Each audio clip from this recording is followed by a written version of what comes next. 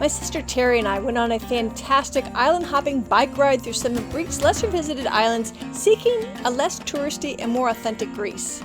Mission accomplished. It was a fantastic adventure, and I can't wait to share it with you. So let's get started.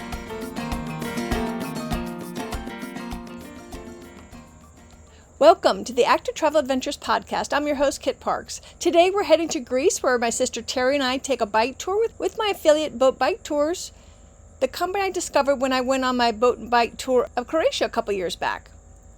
The beauty of taking a boat bike tour is that you only unpack once, you stay on a magnificent ship that sails to the different islands and ports, so all you have to do is bike, wander around the villages, relax, and enjoy yourself. It's a fantastic and economical vacation. A great way to see Europe. The tour is almost all-inclusive, includes most meals on board, and they are both plentiful and delicious. And as one of my affiliates, Boat Bike Tours offers Active Travel Adventure listeners a €50 discount with the promo code ATA50, ATA50, good on any of their many exciting European tours. I have links in the show notes. Of course, you can always get it at activetraveladventures.com on the website. Look for the resources page for this and other discounts on your adventure travels. Not only will you be saving money, you'll be helping to support this program at no additional cost to you, for which I'm very grateful, as are all the other listeners, so we don't have to listen to a bunch of ads. Thank you. So Greece was my fifth adventure with my sister Terry. And I love traveling with her because she loves everything, appreciates everything, rolls with the punches if something goes wrong, and never complains.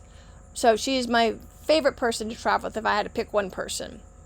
Terry is 5 years older than me, but she's much fitter than I am because she does a really difficult boot camp 3 times a week. And I exercise regularly, but not as hardcore as she does. Also, in this last year, we trekked to Machu Picchu and explored Peru, which I've covered on the show. I'll put links to the show notes of that. And she and I also hiked up to Costa Rica and climbed Chiripo, which I think to date is the hardest hike I've ever done. And I'll put links to both of those in the show notes as well if you want to listen to those. So I ended up in Greece a couple of weeks before Terry did. But we met up in Athens and then headed down to the port together, taking the public bus. Both the bus and metro are super easy to use in Greece, and the locals are helpful if you need any guidance. So after we found the ship, Terry and I dumped our luggage and went to a nearby harbor restaurant so we could get a nice fish lunch. Our waiter did not like how we were trying to order our fish meal, and he told us in his broken English, really broken English, that what we were trying to do would cost way too much, and so he was going to rewrite our order for us. He said we had to buy the whole fish, and we're looking at the prices of the fish. It looked kind of expensive, and he insisted this is what we had to do, and he was being almost bullyingly insistent, and all we wanted to do was just kind of get an idea how much this lunch was going to cost us, but he just kind of gave up on us and got frustrated with us and went off and put in our order. And we were laughing about this because it was just a very strange way to be treated by the waitstaff. And we had no idea even what we ordered, but we figured we just left it in his hands, and we just wanted to enjoy this beautiful restaurant. It was a gorgeous day overlooking the water, and we wanted to get off for a good start on our trip. And not too long later, out comes this exquisite meal with just course upon course and all sorts of goodies, and it was delicious, beautifully prepared. And Tara and I are laughing about our grumpy waiter and not knowing how much this huge meal was going to cost. And we thought it was worth whatever extravagance we figured that we had put into this thing, only to get the bill. And it turns out Mr. Grumpy was correct. His way of ordering was indeed superior, as I think the meal cost like a third less than what we were planning to order a la carte, and we got a lot more dishes for it. So the moral of the story is, trust the locals. Once back on board, it was time to meet our group. Our group was very well traveled, a very cosmopolitan group, but very fun-loving from all over the world. All but one spoke English, and his companion spoke English, so he wasn't isolated and was able to get along with the conversation. The staff was bilingual with German and English, which included the very capable Captain Gerasimos, the engineer Stefanos, the sailor was Georgios, the chef was Vicky, and our bartender and stewardess was Flu, also affectionately known as Boo Boo. Both of our tour guides were named Dionysus, which made it very easy. When you called, you got the attention of two. In our group, we had folks from Canada, New Zealand, Australia, Switzerland, Mexico, Germany, and of course Terry and I are from the US. I asked, and Boat Bike Tour's average client age is 57, and I would say this group averaged somewhere around that, maybe skewed a little bit older, that maybe early 60s if I were to guess. A few were big bikers, but mostly we were just a friendly and fun group of people who like to be outside, people who like to challenge ourselves, and to go on more adventurous vacations than a typical tourist. Our ship was a very beautiful and sexy maroon two-masted sailboat that would sleekly glide through the water. There were 7 cabins for guests, and the captain and crew slept below deck, and I didn't get a chance to see their accommodations. We had a large sun deck out on the bow, which is the front of the boat. In the middle, we had a large covered relaxation area out of the sun that also doubled as our dining area. From there, you could step down the stairs into the bar lounge where Boo Boo would serve us up as needed. On that level, if we continued towards the bow, was the galley and the kitchen, and towards the stern, you'd find our cabins.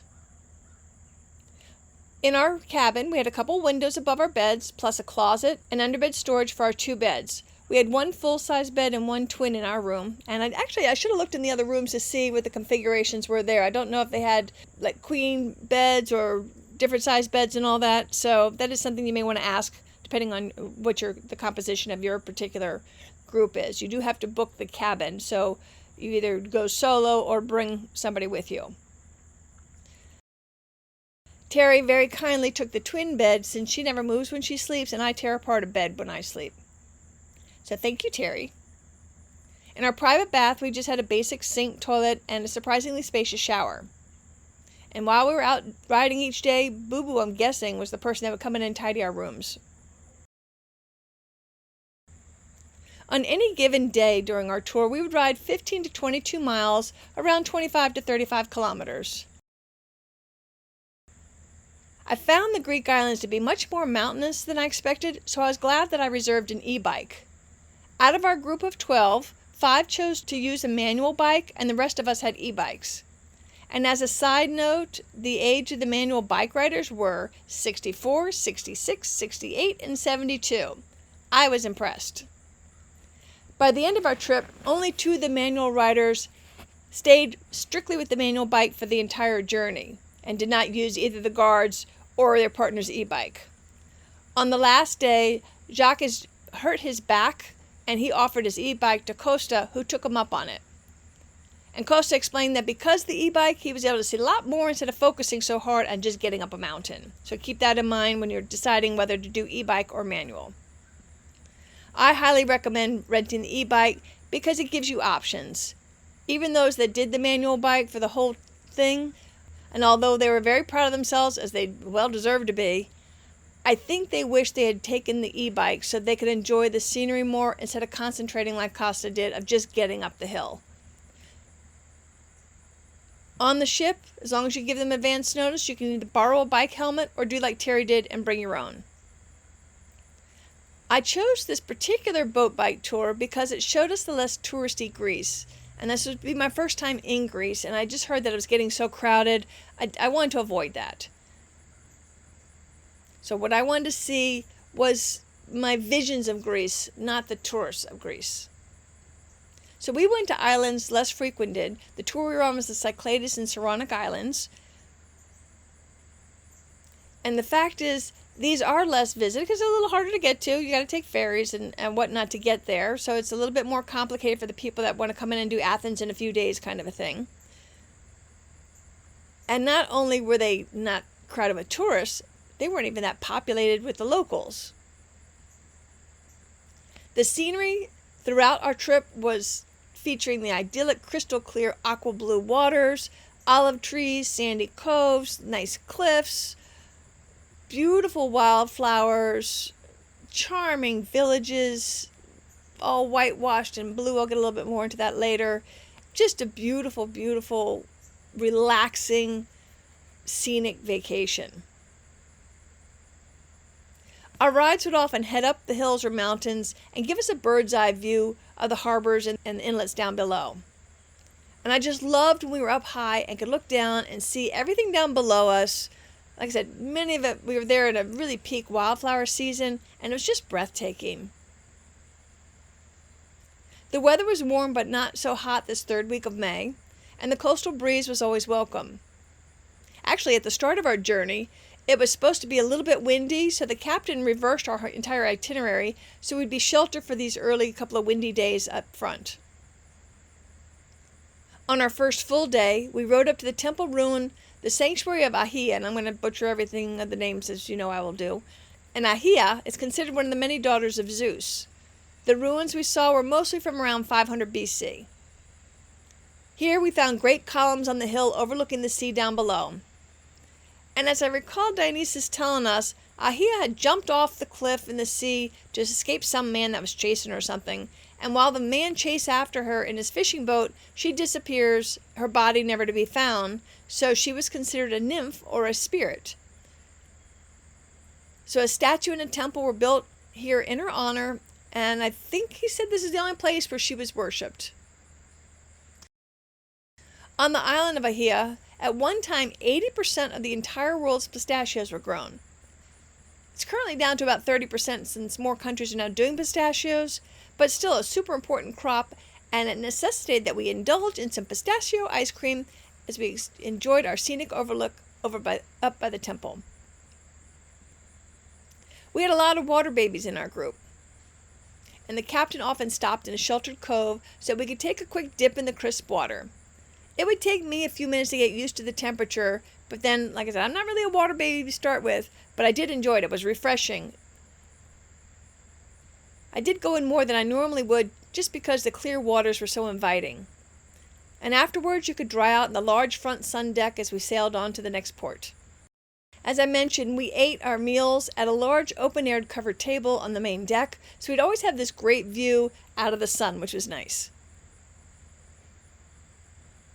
Virtually all the meals were included. I think that we had a couple that we were on our own. We were in cute villages where we could pick something that we wanted to eat.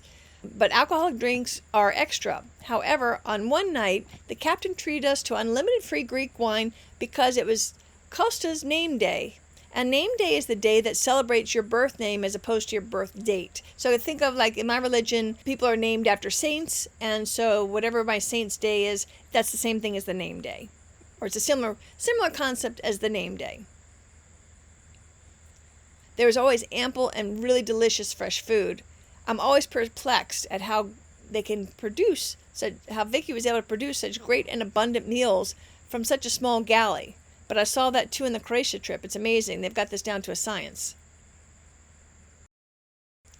Midway through our cruise, unfortunately, Vicky's son had a motorcycle accident, so she left to look after him. So engineer Stefano stepped up to bat, and he became the chef, and he did a great job. We were really impressed. Got a standing ovation some nights. I think on these ships, everyone must have to learn how to do all the different things to run smoothly no matter what the obstacle is. You've only got the small crew, and they seem to be able to multitask and do multi-functions as needed just to make sure everybody has a great cruise. And we weren't just riding on the islands each day. Like we said, we were probably on the bike maybe 4 hours a day, I'd say. We often had stops to check out the culture, the history. And one of my favorite stops was at a pistachio stop in this cute town where we were treated to taste tests. I mean, an abundance of taste tests of all sorts of pistachio treats. I fell in love in particular with this pistachio dark chocolate caramel bark with some sea salt. And I bought a bunch of those to take with me on my upcoming Camino. And on that hike, every time I had a big ascent, I'd treat myself to a little bit of nibbles of that chocolate, and that would help me get up the hills. And since I've been home, I've even been trying to replicate that deliciousness to no avail. But I continue to try. I'm getting closer, but I still don't have it. If you're interested, let me know, and I will email you my recipe once I finally get this thing nailed. It was fantastic. I also bought some pistachio energy bars, or maybe they're just yummy bars. I'm not quite sure they were, but they were exquisite as well. Everything this guy fed us was amazing. You could have spent a fortune in there buying up all the stuff. Greece is like Italy. They don't have any bad food. And like Italy, the locals are friendly and welcoming. If you don't speak Greek, you can still get around just fine. I never had a problem. I do recommend, however, downloading Google Translate. The alphabet looks to me like hieroglyphics. Google Translate can decipher the signs and menus for you, as well as help you carry on a conversation. But generally speaking, I don't care what country I've been in, no matter what language it was and what the alphabet was. I think between pantomime and a big smile, you can pretty much figure out and carry on a caveman type conversation to point yourself in the right direction or order the right kind of food and have a good laugh in the meantime. Our bikes were of top quality, and if ever there was a problem, which I don't recall there being any, Dionysus could fix it for us, or I'm sure Stefano could figure it out. And both guides had e-bikes, so if a manual biker needed a little bit of respite, they could switch out. Everyone in our group was super supportive of the others and cheered on the folks that I started referring to as the manuals as they made it to our next rest stop. And we really didn't have to wait too long, but they definitely expended a lot more calories. My sister Terry, who rode a manual bike, said the bikes had plenty of gears, so it was doable, just difficult. And a shout out to Terry. She was one of the two who went the entire trip solo on her manual bike. So kudos to her, and it shows her grit and her fortitude.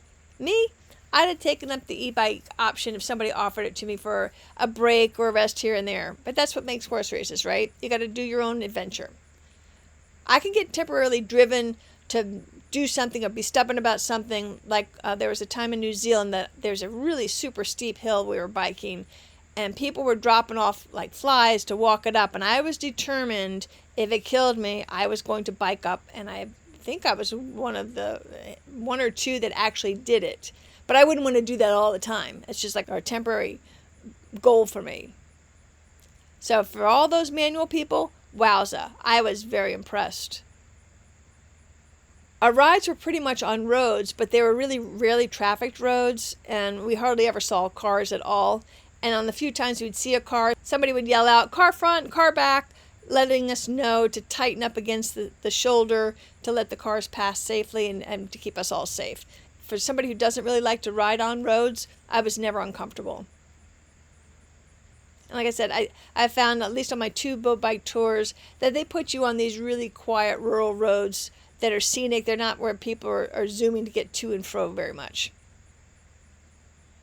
And on a hill, the group can kind of get spread out. So when that happens, and there's an intersection that we have to make a turn, the guide will usually ask somebody to stay behind just to make sure everybody makes the turn.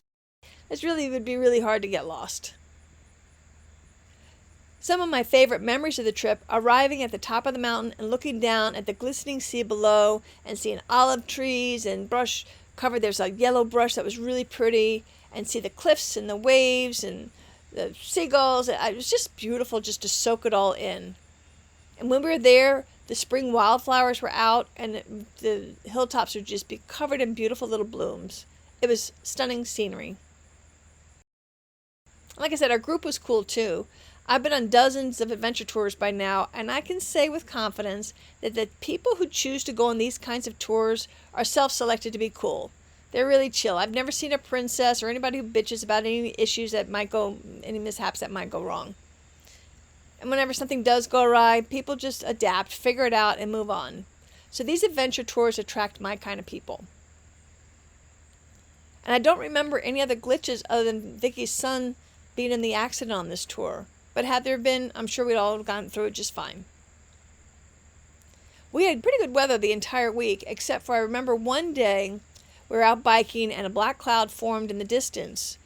We had arrived at this darling little harbor town that we were going to stop for lunch, and while we were at lunch, the skies just opened up and it started pouring, but we were protected under the canopy. And we had this extraordinary meal. Instead of this big group, it's hard for everybody to order different things. So what the waitress, who I think might have been the owner as well, suggested is that she would just feed us Greek dishes, and we all agreed to do that. And man, did we have a fantastic meal. We left so overstuffed, trying every fish and meat and side dish and salad. It was just an extraordinary meal. I thought our bill was going to be huge, and it was really modest for one of the best meals I had in all of Greece. In fact, I was so enchanted by this fishing village that while we were waiting for the dishes to come out, I snapped a photo of a harborfront apartment that was for rent. And if ever I want to go someplace for a couple of months just to get some work done or regroup or just a little sabbatical, I'm going to go back there. And when I'm there, I definitely know where I'm going to go eat. It was funny. As soon as we finished eating, the grains lifted and off we went on our way. Like perfect timing. One day we went to the island of Mythnos. And we came to this section that's really hard to describe, but I'm going to try. I think it was a volcano or some kind of terrestrial crisis happened to this earth. And it dumped all this lava-like earth. Like the earth just belched up things at angles. And you saw these amazing rock formations. And they looked very precarious, like they were going to fall. And people were living around all these rocks that looked like they were going to fall on their houses. Like they could topple at any time. I couldn't believe they were living there. It was a hard bike ride too that day. Our elevation gain, I think, was 2,400 feet. And so then I was doubly glad for my e-bike. Because it was windy, the captain switched islands altogether and took us to this Mythnos, which was a little bit more sheltered, but it was a much more challenging bike trail. It would get us out of the wind until this windy front had passed by later that day. We hardly saw any cars on the island, and I don't remember even seeing any tourists at all, hardly any locals. In fact, one of the little tiny villages, Dionysus stopped, and there was some ripe loquats on this tree out on the street. It was a street tree in front of an apartment. The man steps out of the apartment and tells Dionysus he didn't want to share his loquats. So Dionysus very cleverly offers him some of the pistachio balls from that great place that we went to. And the man's like, enjoy all the loquats you want. So everybody was happy, and we got to taste our loquats. There's something about that island, Mythnos Island, that reminded me of something like a little drunken southern Utah, like a twisted cousin somehow. Just as weird how the rocks were formed. You'll have to go to the website, activetraveladventures.com, to look at photos. That's the only way I can describe it. It just was odd looking. Very fascinating. Our group got along great. Everybody, mixed around and tried to get to know each other. But it was the steward, Boo Boo, who got the party started one night. She gets up and starts dancing and cranks up the music, and next thing you know, we're having a party. And then we had a great time partying and dancing like it was nobody's business. Thanks, Boo Boo.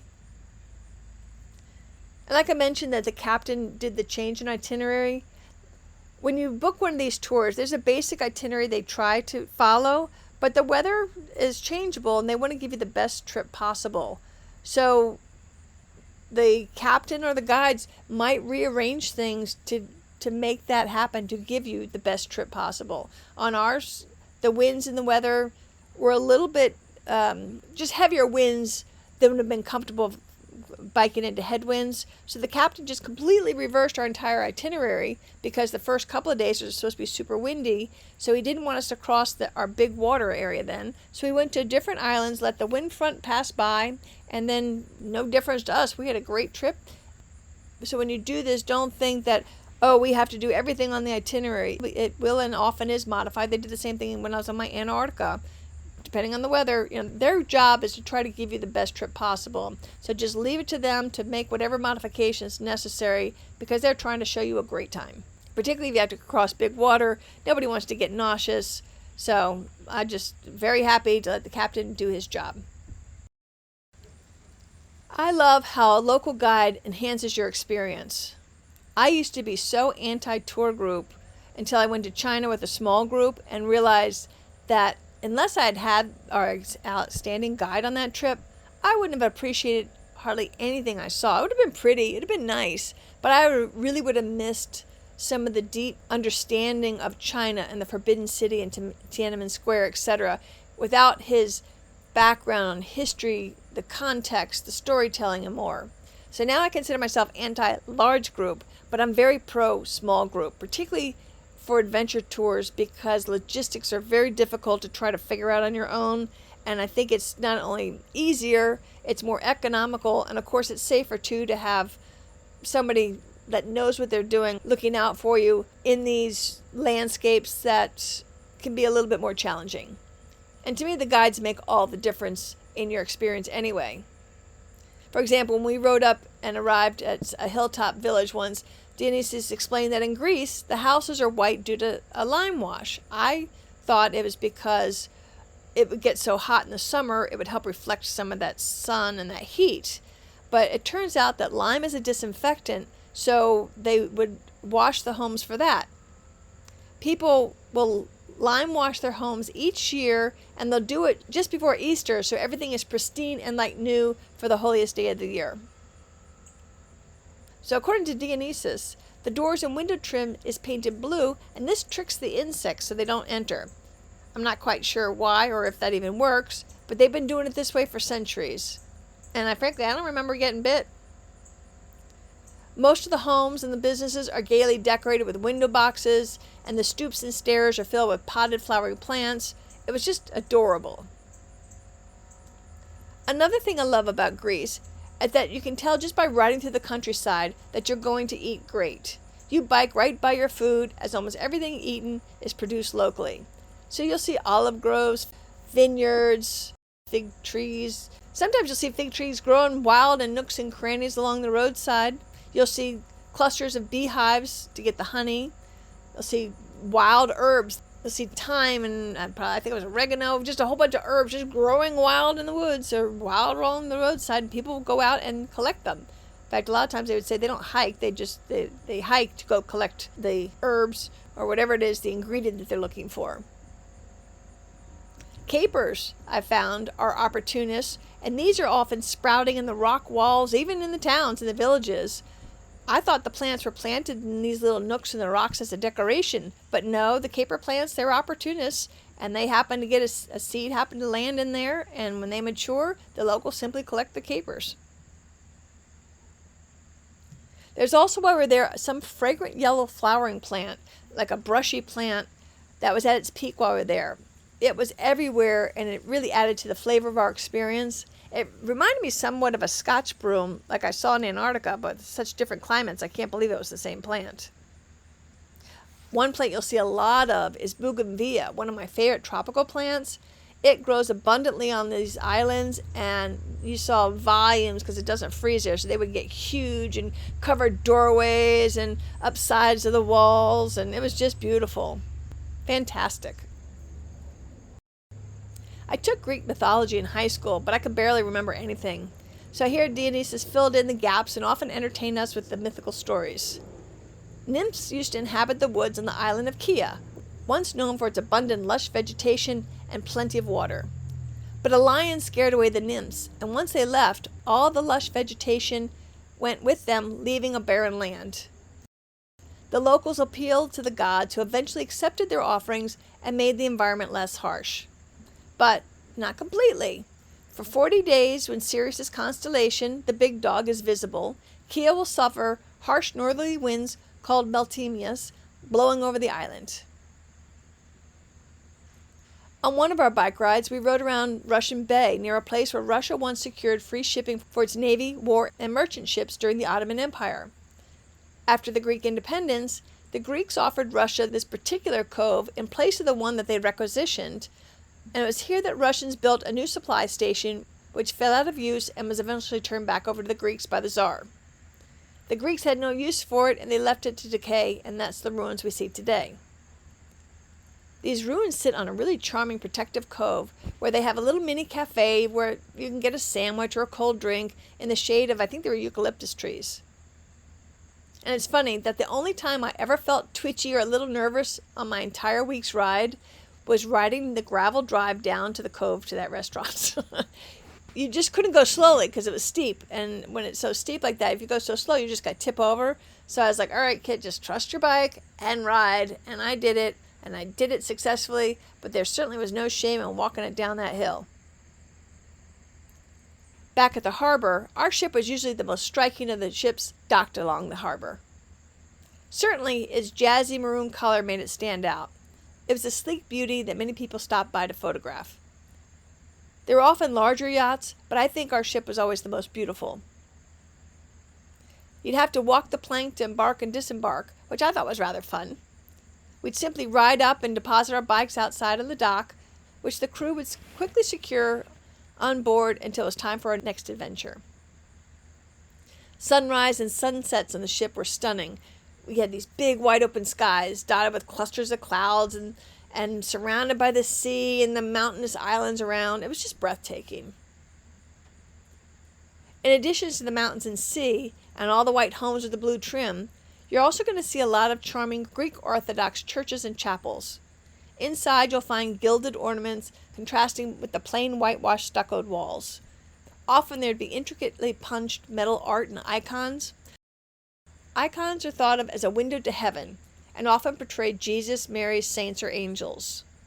These icons are to help people focus on the heavenly, and they're to be venerated, not worshipped. You'll also see many candles lit in hopeful prayer. One thing we never had to pray for, though, was good food. Like I mentioned before, but like the Italians, you don't get a bad meal in Greece. Everything is fresh and abundant. Whether it's the local fish, beef, or lamb, you're always going to find platters of seasonal vegetables, and a lot of times you'll find French fries. I'm not one for hard liquor, but ouzo, which is a distilled anise-flavored liquor made from the remnants of the wine grapes, is a popular aperitif and a digestive for after you have a meal. Me, I prefer the Greek wine instead. Our boat bike tour was in late May, and I can recommend this time of year to visit Greece. Like most places on the planet, spring and fall offer the best weather. It can get pretty hot during the summer, plus the sun's rays are quite strong. Summer breezes along the water will make it more pleasant, of course. And since so much of Greece is based on tourism, winter is not really a good time to visit Greece, as so many businesses close down for the season. So you wouldn't really get the chance to truly experience the Greek culture and get the vibrancy of the villages, especially on the really heavily touristed islands. I was told there most of the restaurants just closed down. And that's why I didn't go when I was doing my Balkans tour in 21.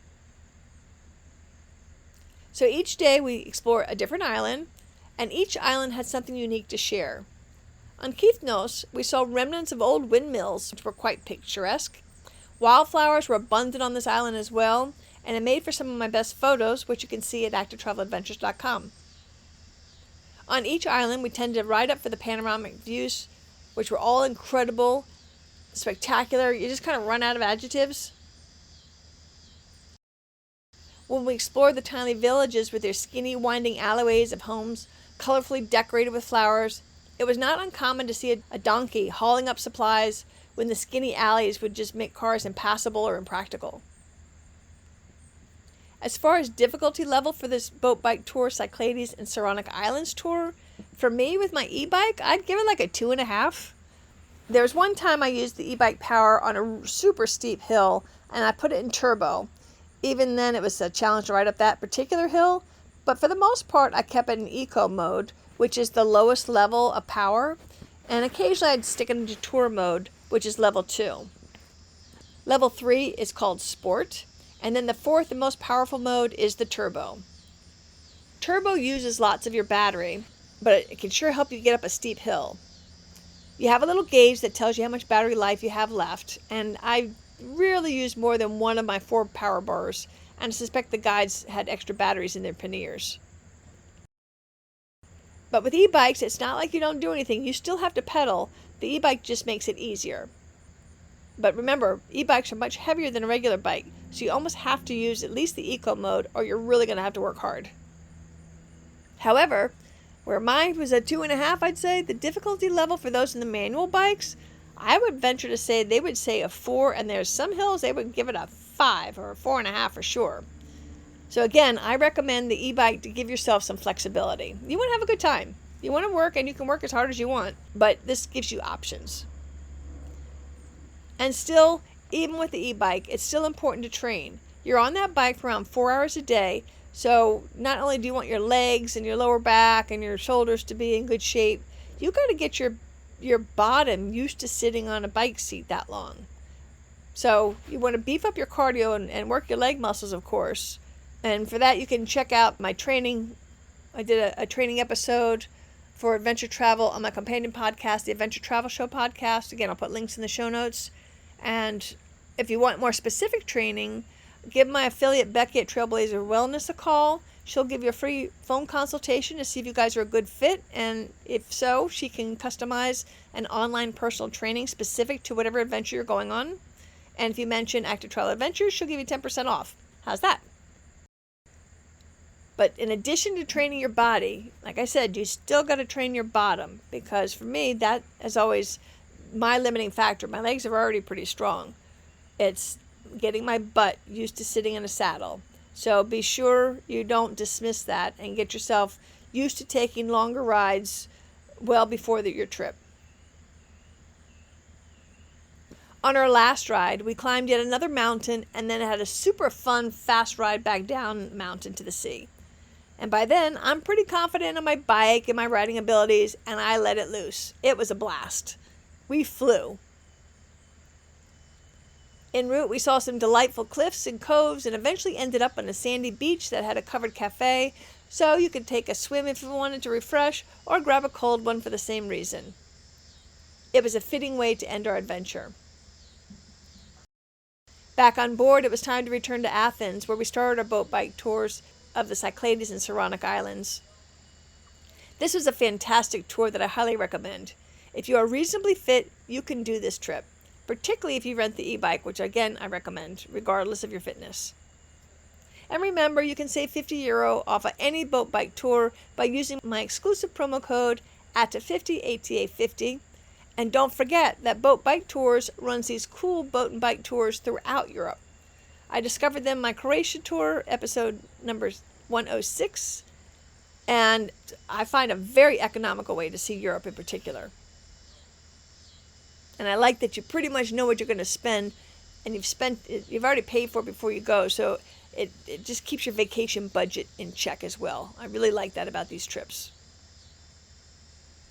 And of course, while you're in Greece, be sure to take a few days to explore Athens. And there, I highly recommend taking a tour with my new affiliate, City Experiences. This is a company that offers quality tours of many major cities worldwide. I took their half-day Best of Athens tour, and it was fantastic. They also offer Athens in a day. It's a full-day tour, but only if you have one day would I recommend doing that, because it's a long day. You're seeing everything, and you're going to be pooped, even though you're going to have a great tour. On my Best of Athens tour, not only did my guide bring to life the many ruins that we saw, he had diagrams of what the structures looked like before they crumbled, so we had a better idea of what we were looking at and how these buildings were used. He would give us a brief history of the stop along with a little dose of Greek mythology, which I thought made it fun. He also had the timing down of when to get to the Acropolis and the Parthenon, Athens' most famous tourist stop. I would have thought get there right before opening so you get there before the hordes of the tourists arrive.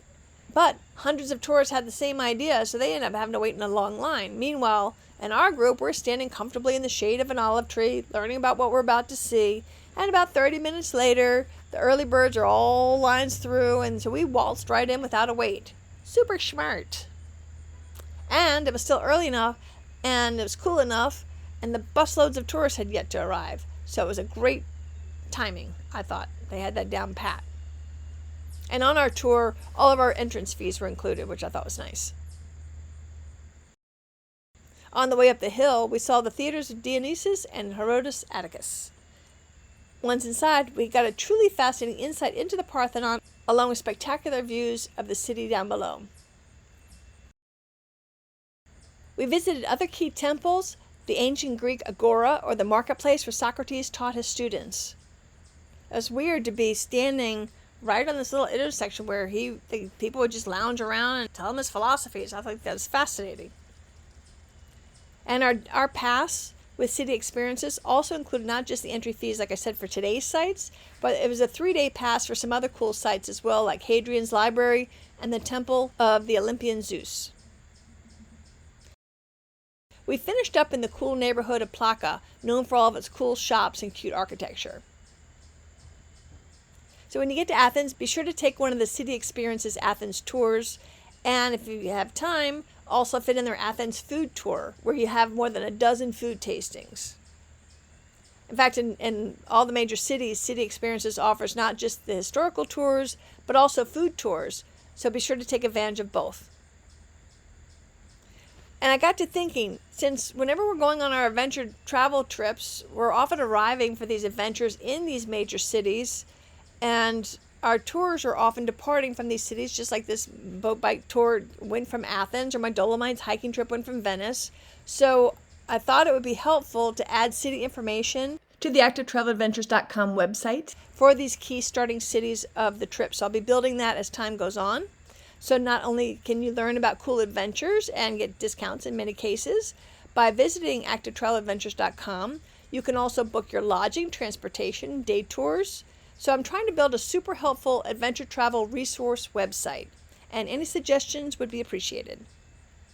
Remember, there are links to everything in the show notes. Just scroll down if you're on your phone, or click on the little information button on the podcast app, or you can just simply visit activetraveladventures.com and use the handy search bar to find whatever destinations, or you can search by activity, by continent, by time of year. So I've tried to make it super easy to find your next adventure.